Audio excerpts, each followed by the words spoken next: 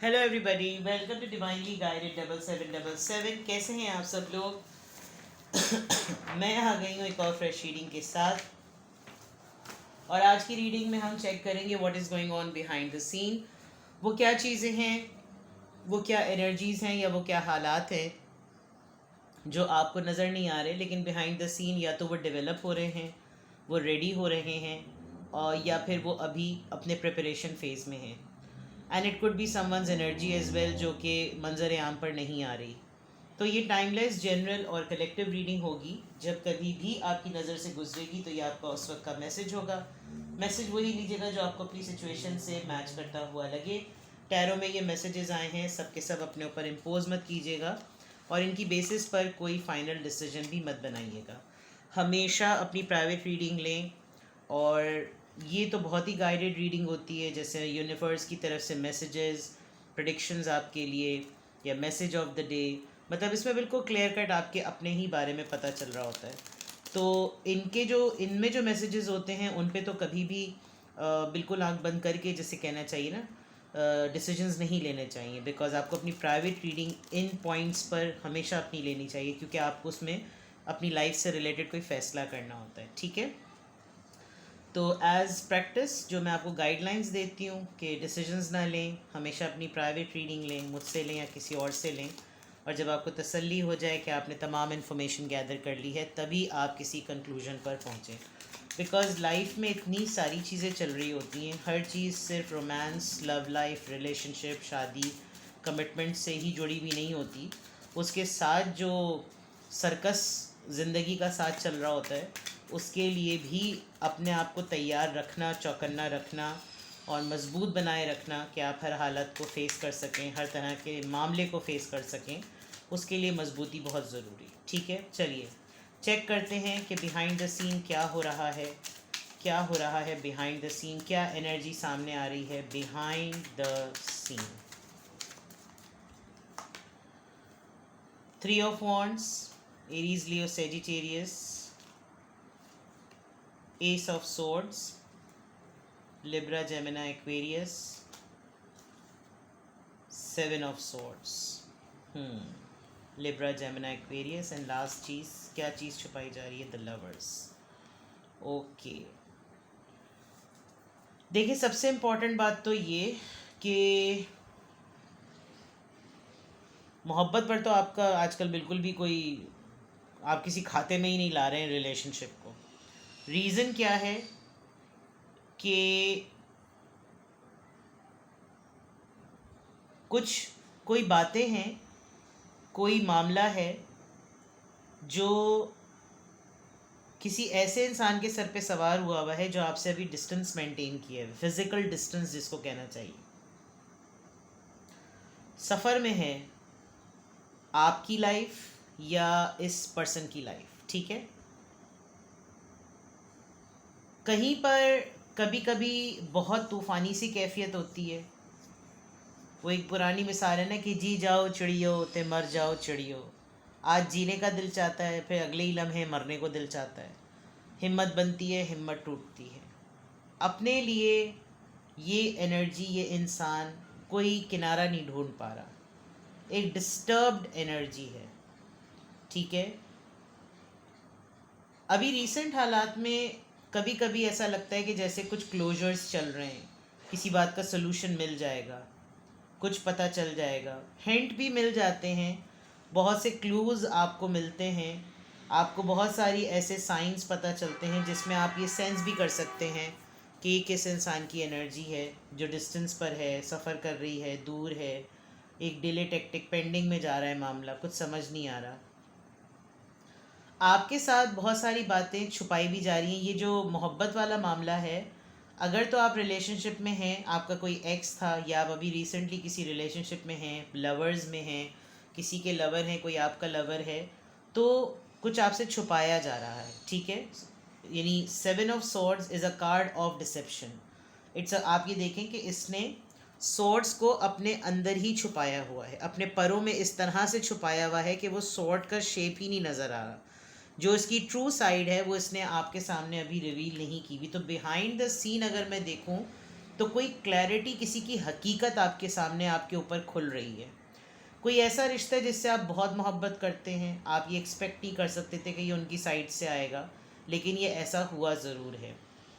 दूसरा ये कि एक बहुत स्ट्रॉन्गली आपका कोई एक्स या जिसको आपसे थोड़ी सी इन्फैचुएशन है, किसी को आपसे बहुत ज़्यादा लगाव है, वो अपनी फीलिंग्स को बहुत छुपा रहा है, अपनी इस क्लैरिटी को बहुत ज़्यादा छुपा रहा है कि वो आपसे बेहद मोहब्बत करता है।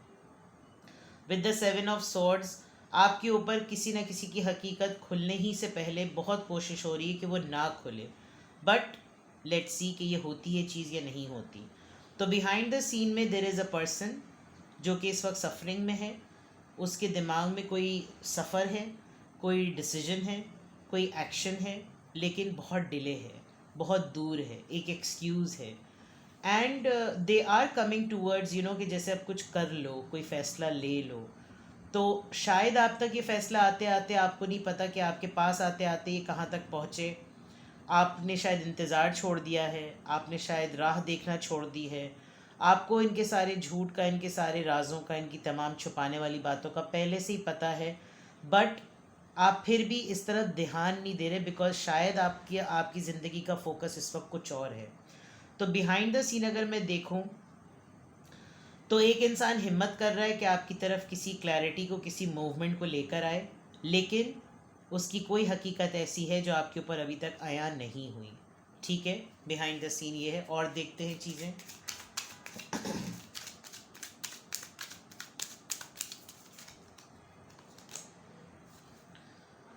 The star,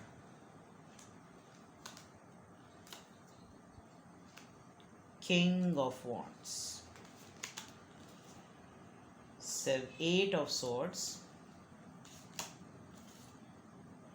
the tower. Okay.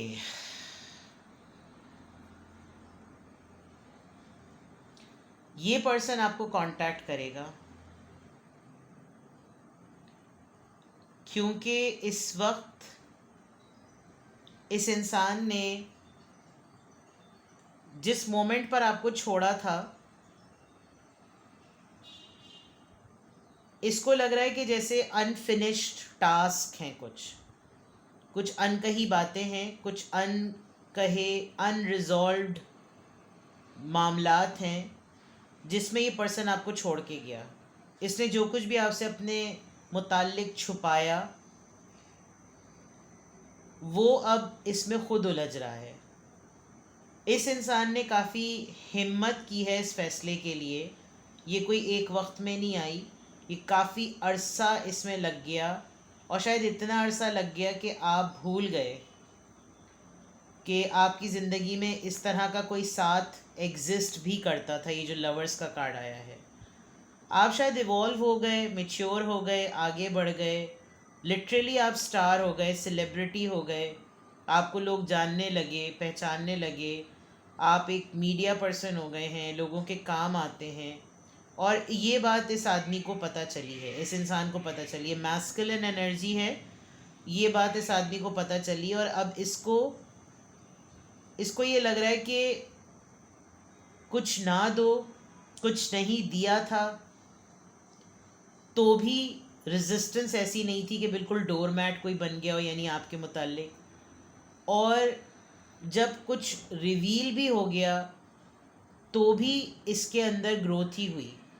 ये इंसान बिल्कुल फुल फ्लेज तैयार है कि शायद इसको लगता है ये राइट मोमेंट है आपसे कम्युनिकेट करने का, क्योंकि चीज़ें तो वैसे ही टूट चुकी हैं, रिश्ता तो वैसे ही नहीं रहा, सब कुछ ख़त्म तो वैसे ही हो गया है।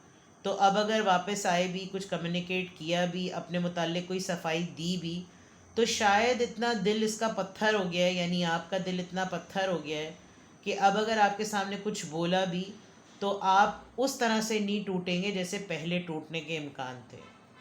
शायद इसने आपको पहले उस तरह से इसलिए भी नहीं बताया था, अपनी हकीकत इसलिए भी छुपाई थी कि आप ज़्यादा ही अपसेट हो जाते। लेकिन इस वक्त आप दोनों के दरमियान ये जो बिहाइंड द सीन आपके लिए एनर्जी डेवलप हो रही है, रेडी हो रही है, जो कि आपके सामने कमिंग डेज़ में आने वाली है, इसमें ब्रेकअप सिचुएशन है। आप अभी किसी एक ऐसी एनर्जी में हैं या किसी ऐसे पर्सन के साथ हैं जिसके साथ आपके बिल्कुल ताल्लुकात नहीं हैं, लेकिन ये खुद आपके साथ एफर्ट करके आपसे कम्युनिकेट करेगा, बिकॉज ये आपको नोटिस कर रहा है कहीं ना कहीं से कि आप इवॉल्व हो चुके हैं, आपके अंदर रेवोल्यूशन आ चुका है और अब आप वैसे नहीं हैं जैसे आप पहले इसके साथ रहते हुए थे।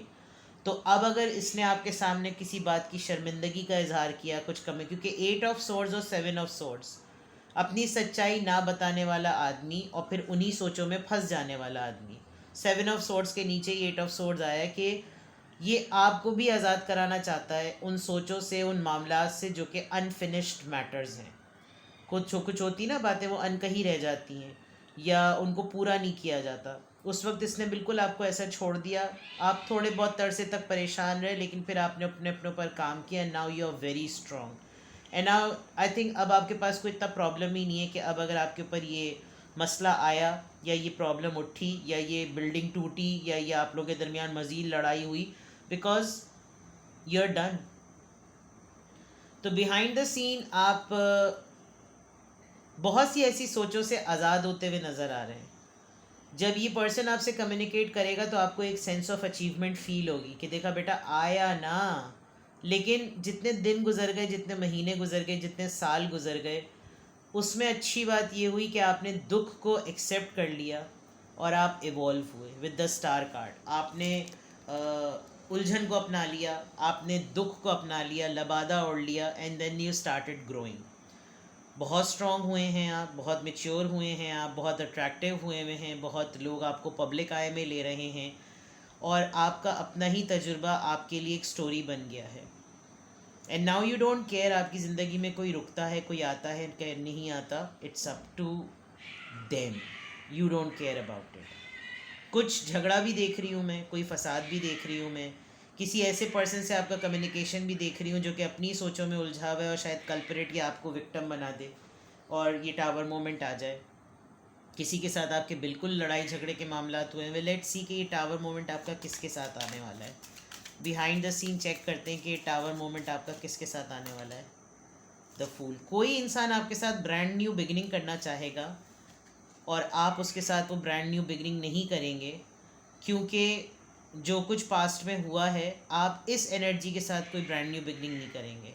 ये बहुत मेहनत कर रहा है इंसान, ये बहुत कोशिश कर रहा है कि ये आपके साथ कुछ नया स्टार्ट कर ले, आप पास्ट भूल जाएं, आप वो टाइम याद रखें जो अच्छा रहा। लेकिन मसला ये है कि जो टाइम अच्छा रहा, तकलीफ़ और दुख भी उसी वक्त में दी गई। तो you don't want to think about it. आपको रीथिंक नहीं करना, आपको तकलीफ़ को रीलिव नहीं करना। जो गुज़र गया सो गुज़र गया। अब आप समझ चुके हैं कि जैसे ख़त्म हो गया है सब कुछ, अब ये कोई पर्सन एग्जिस्ट ही नहीं करता। अब चाहे मेरे ख्वाब में आए, चाहे मेरी याद में आए, चाहे मेरे सामने ही क्यों ना आ जाए, अगर इसको सोचे तंग कर रही हैं तो करें, ये उसका अपना कारमा है और ये हो भी रहा है। तो बिहाइंड द सीन कोई स्ट्रगल कर रहा है, कोई अपने झूठ में फंस गया है, कोई अपनी सोचों में, अपनी ही कही हुई बातों में उलझ गया है और ये सोच के उलझ गया था कि सानू की, उसको भी की और उस मुझको भी की। वो की में क्या हो गया कि आप क्या बन गए, इसको भनक पड़ गई और अब इसको आपसे कम्युनिकेट करना है and they want a fresh start. तो बिहाइंड द सीन कोई ना कोई प्लानिंग करा, बिकॉज अब आप बहुत स्टेबल हैं, अब आप बहुत स्ट्रॉन्ग हैं, अब आप अपनी अर्निंग सेविंग खुद करते हैं। कोई लिटरली आपके साथ रीयूनियन करना चाहता है और आपके साथ पार्टनरशिप इसलिए भी करना चाहता है because this is the high time and this is the right time and they want to fix the things with the 8 of coins. बहुत मटीरियलिस्टिक माइंड शायद पहले भी था और अब भी है, और behind the scene this person want to reconnect with you. कोई एक एनर्जी, कोई एक पर्सन ऐसा है जो आपसे रिकनेक्ट करना चाहता है, क्योंकि अब वो आपको देख रहा है कि आप फाइनेंशियली बहुत स्टेबल हैं, बहुत स्ट्रांग हो गए हैं। पास्ट में जो कुछ भी हुआ, इसने जो कुछ भी किया, अब आप लड़ें, गालियां दें, बातें सुनाएं, बट अब जो कार्ड्स आए हैं उससे तो लग रहा है कि ये पर्सन हार नहीं मानेगा। ये पर्सन आपके साथ पार्टनरशिप पे हर हालत में एग्री करेगा बिकॉज इसको किसी ना किसी तरीके से आपको पटाना है। तो behind the scene somebody is planning, strategizing, categorically कोई ना कोई प्लान कर रहा है आपके साथ रीयूनाइट करने के लिए, और उसको बेगैरती का ग्रैमी अवार्ड मिला है। ग्रैमी अवार्ड होता है ना, ऑस्कर अवार्ड, जो दुनिया का सबसे बेस्ट अवार्ड होता है, उसको बेगैरती में वो मिल चुका है एंड फ़ायदा देख रहा है। किसी खुशी में मत मुब्तला होइएगा, फ़ायदा देख रहे हैं। पेंटिकल्स पेंटिकल्स पेंटिकल्स, पैसा पैसा पैसा, मटीरियलिस्टिक हार्वेस्टिंग, ठीक है। तो इसमें गाइडेंस की कोई ज़रूरत नहीं है, बिल्कुल क्लियर कट आंसर है। Behind the scene somebody is planning literally to reconnect with you, ठीक है जनाब। ये थी आपकी रीडिंग। कुछ भी आपसे रेजोनेट हो मुझे कमेंट सेक्शन में बताएं और अपना बेहद ख्याल रखें।